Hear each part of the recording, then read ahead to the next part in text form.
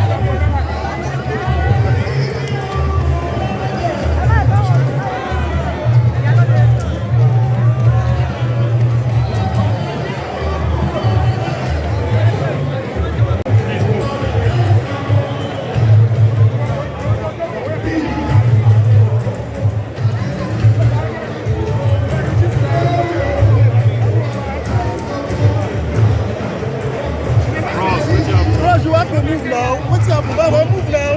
You move. You want to stay here now.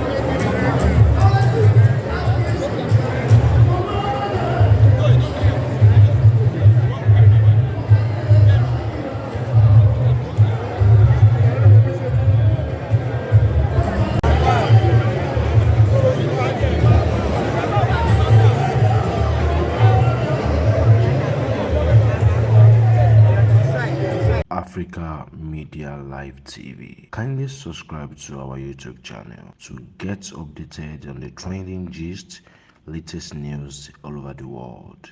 Like our page, subscribe, and share with friends. Thank you.